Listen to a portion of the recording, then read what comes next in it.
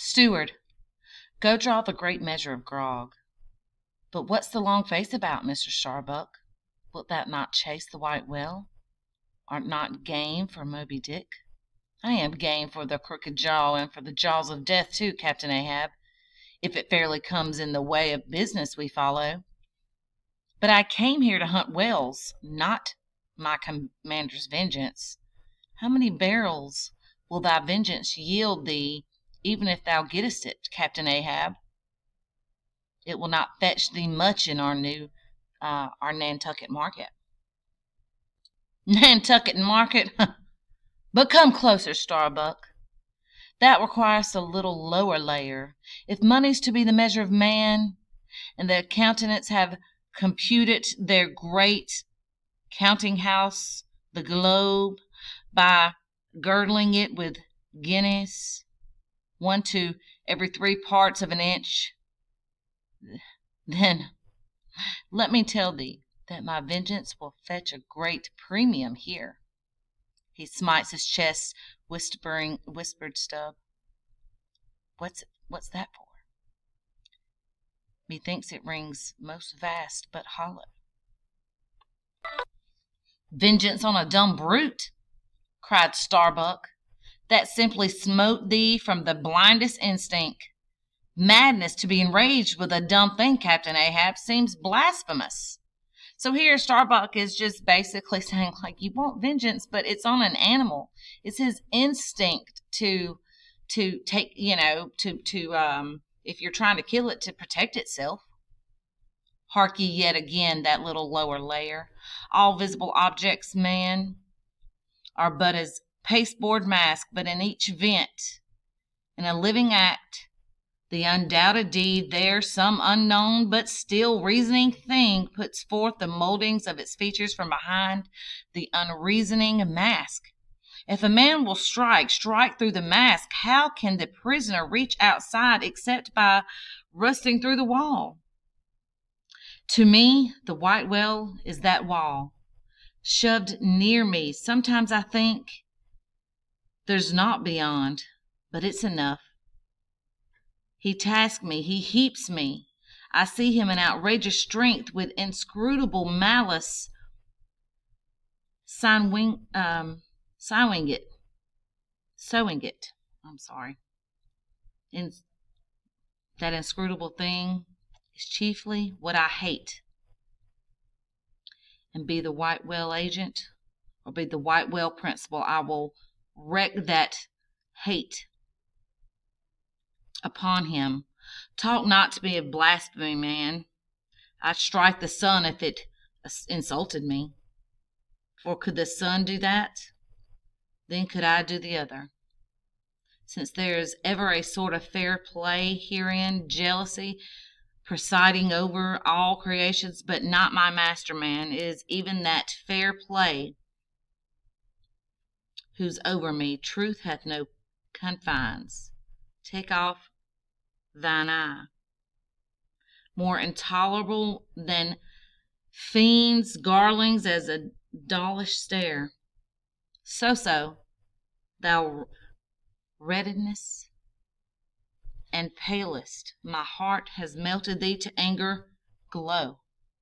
But look ye, Starbuck, what is said in heat, that thing unsays itself. There are men from whom warm words are small indignity. I meant not to incense thee. Let it go. Look. See yonder Turkish cheeks of spotted tone, living, breathing pictures painted by the sun, the pagan leopards, the unrecking and unworshipping things that live and seek and give no reasons for the torrid life they feel. The crew, man, the crew. Are they not one and all with Ahab in the matter of the whale? See, Stubb, he laughs. See yonder, chillin'.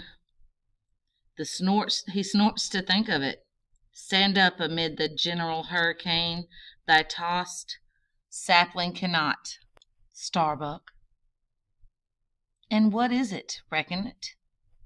'Tis but to help strike a fin. No wondrous feat for Starbuck. What is more, from this the poor hunt.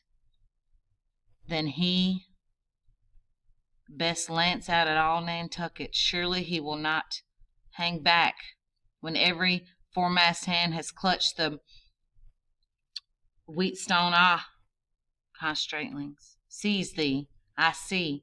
The billow lifts thee. Speak, but speak. Ay. Thy silence then, thy voice is thee. Something shot from my dilated nostrils. He is inhaled in his lungs. Starbuck now is mine. Cannot oppose me now without rebellion.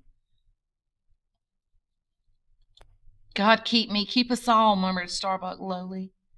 But in his joy at the enchanted, tacit acquiescence of the mate, Ahab did not hear his forbearing invocation, nor yet the low laugh from the hold, nor yet the presaging vibrations of the wind in the cordage, nor yet the hollow flap of the sails against the mast, as for a moment their hearts sank in, for again Starbuck's downcast eyes lighted up with the stubbornness of life. The subterranean laugh died away, and the winds blew on. The sails fell out, and the ship heaved and rolled as before. Ah, ye dominations and warnings, why stay ye not when ye come, but rather ye predictions than warnings? Ye shadows, yet not so much predictions from without verifications of the foregoing things within. For with little external to constrain us, the innermost necessities is our being. This still drives us on. So in this, Captain Ahab is explaining his reasoning for vengeance, why he can't just let it go. He compares, in this metaphor, he compares the whale to a wall that is in front of him that he must break through in order to have peace within himself. The measure, cried Ahab, receiving the brimming pewter and the turning on the harpooners. He orders them to produce their weapons. Then raging, then before him near the capstan, with their harpoons in hands, while these three mates stood at his side to their lances, and the rest of the ship's company formed a circle around the group. He stood for an instant searchingly eyeing every man of his crew. But those wild eyes met his, and the bloodshot of the prairie wolves met the eye of the leader. Ere he rushes on their head in the trail of the bison. But alas, they only fall into the hidden snare of the Indian. So there he's comparing how his men are looking at him as he hopes that they will look at him as the leader. The wolves will look at the leader wolf. But instead, they've been fallen to the hidden snare of the Indian. He's using this as the hidden snare, the whale. Drink and pass, he cried, handing the heavily charged flagon to the nearest seaman. The crew alone now drink round it, round short draughts, long swallows, men. 'Tis hot as Satan's hoof. So it goes round excellently. Spiral as for ye. Forks out at the serpent snaping ye. Well done, almost drained. That way it went. This way it comes. Hand it me. There's a hollow, men. Ye seen the years so brimming at life and gulped and gone? Steward, refill. Attend now, my braves. I have mustered ye all around the capstan, and ye mates flank me with your lances and your harpooners. Stand there with your irons. Ye shout mariners, ring me in, that I may in some sort revive a noble custom of my fishermen fathers. Before me, O men, you will yet see that. Ha, boy, come back. Bad pennies come not sooner. Hand it me. Why now? This pewter had run brimming again, were it not thou, St. Vitus, imp. Away thou, I advance ye mates, across your lances, full before me. Well done. Let me touch that.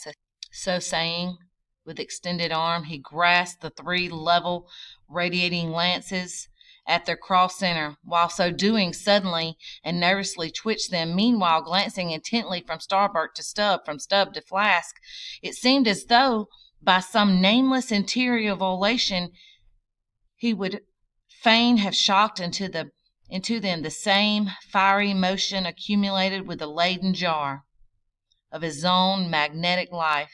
The 3 mates quailed before his strong, sustained, and mystic aspect. Stubb and Flask looked sideways from him, and honest eye of Starbuck fell downright. In vain, cried Ahab, but maybe 'tis well.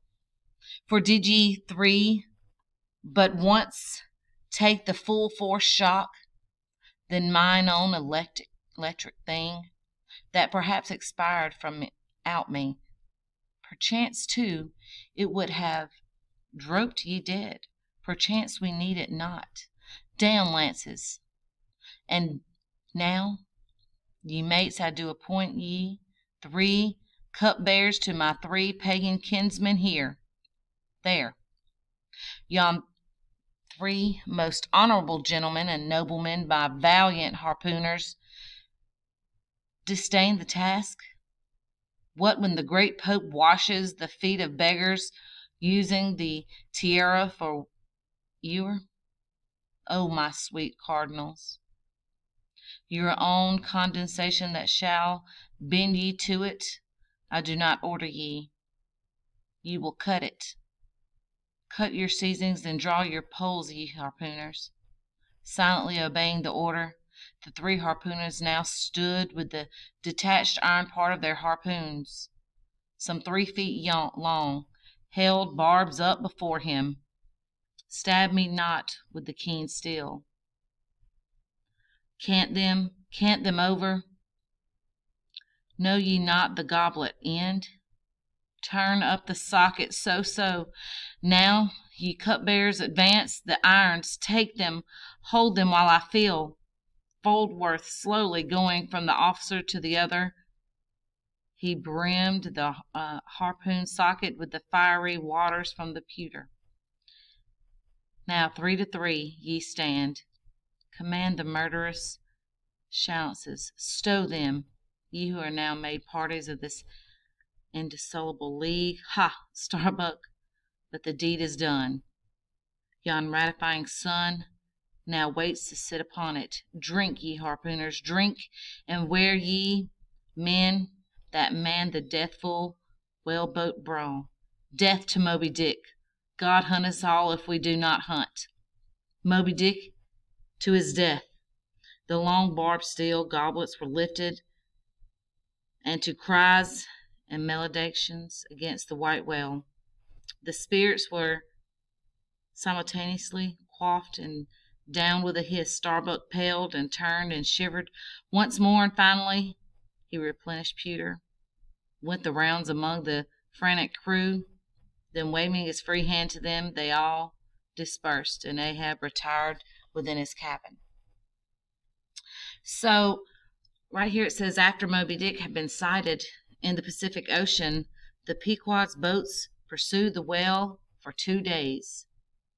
One of the boats had been sunk, and Ahab's ivory leg had been broken off. However, as the next day dawns, the chase continues, and that will be on the next video.